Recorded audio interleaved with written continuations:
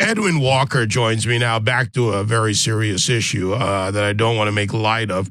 He's the program attorney with U.S. Law Shield, their website, uslawshield.com, and a new gun bill being proposed imagine in Chicago, that will require a social media check.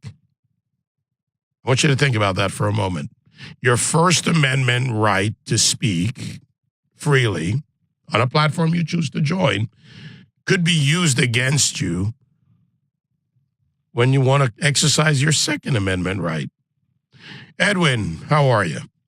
I'm doing great. How are you? Thanks for having me on your show. Well, good to have you here. Let's break this down. What's going on in the Windy City? Well, and this is actually taking its cue from a bill that was filed in New York last year, which is still pending. Which basically you're going to see these, in the event that either one of these successful, you're going to see them pop up in all of the anti-gun states: California, Oregon, Maryland, New York, New Jersey. In which basically what it says is that in addition to all of the federal and state prohibitions against possessing a firearm. That means can't be a convicted felon, can't be under a protective order, can't be convicted of a misdemeanor crime of domestic violence, can't be an illegal alien, can't be committed to a mental institution. All those. In addition to that, before you're even going to be allowed to purchase a firearm, you would have to submit all of your social media accounts along with their passwords so that the state police can peruse your social media post to see if there's anything that would indicate that you are an unstable individual and thereby not qualified to purchase a firearm. See, my logical question, Edwin, would be, how do they make that determination? In this case, in Illinois, the Illinois State Police would be able to scrub your social media. So let me use myself as an example. All right, I go out, I hit the range, I'm playing around. I do have this thing at lock and load. Can you put a bullet through the coin? So, hey, I put one in there. Nice shot. Proud of myself, right? I took the empty shell.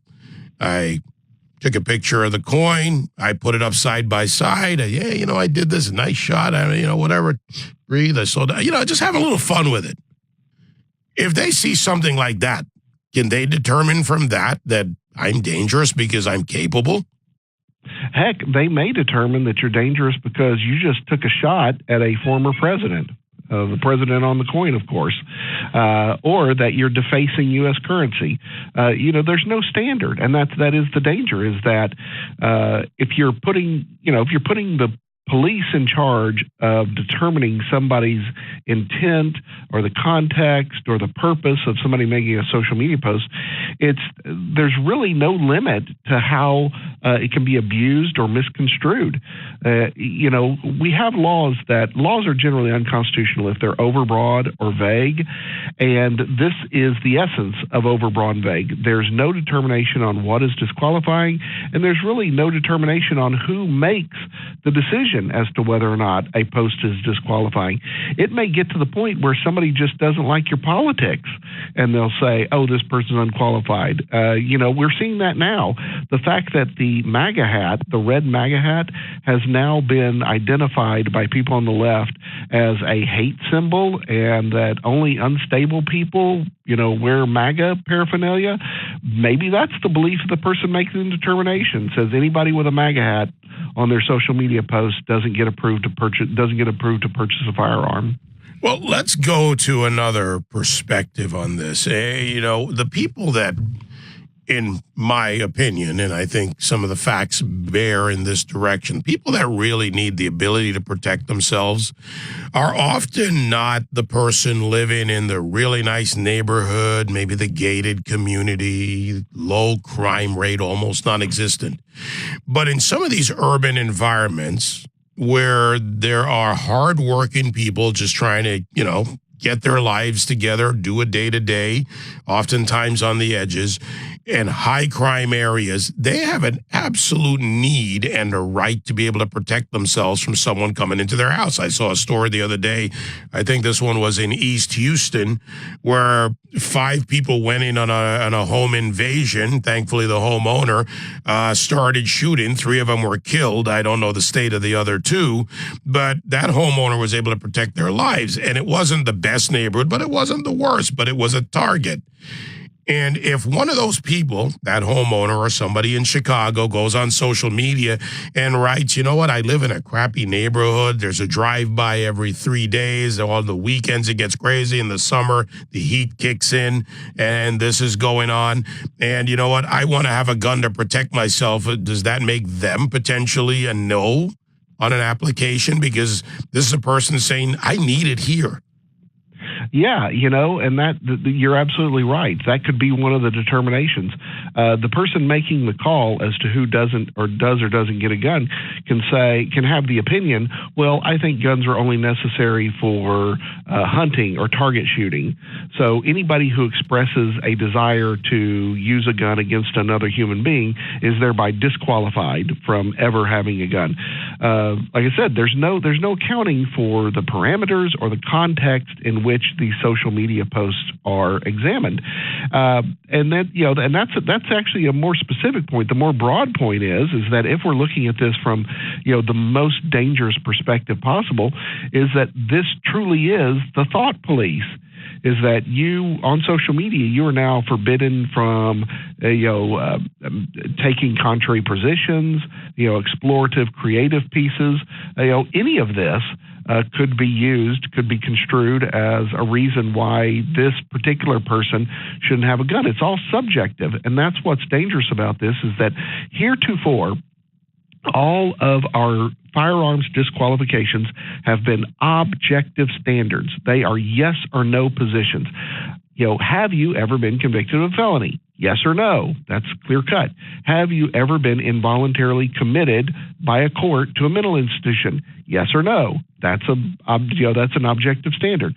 Are you currently under a family violence protective order? Yes or no. These are objective standards where there is a clear cut answer.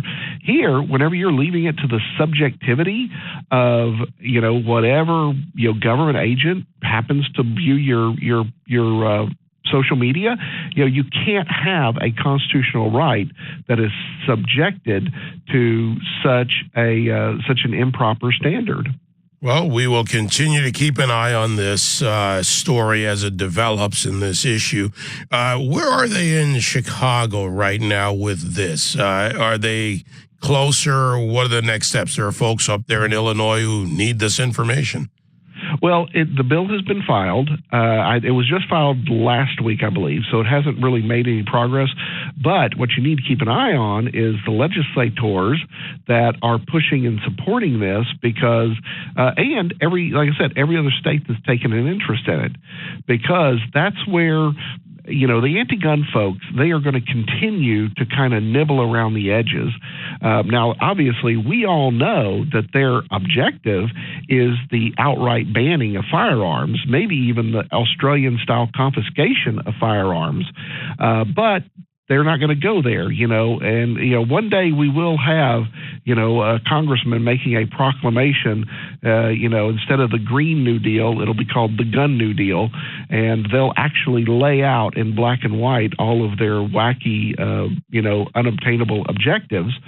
But right now, they're going to continue to limit who can possess a firearm and what firearm they can possess and the number of firearms or ammunition that somebody can possess.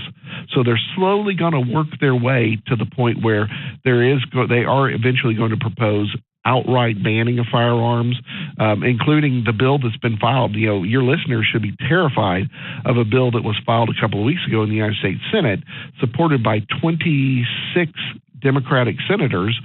That's called S-66, Senate Bill 66, the assault weapons ban of 2019.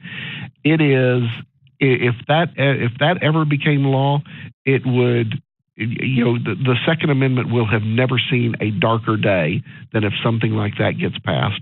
Well, we'll keep an eye on it. And in Illinois, it's Representative Daniel Didich, if I'm pronouncing that correctly, Didech or Didich, Democrat from Buffalo Grove, a member of the Act Blue effort on the Democrat side. His website is Didich, Daniel, Didech.com, who filed this and who is a big proponent of this, or at least one of the major proponents of this. So there you go, Illinois, and we'll keep an eye on what's going on in the Senate. Edwin, thanks for the information. We've got to let people know what's going on out there. Thank you, sir. Thanks for having me.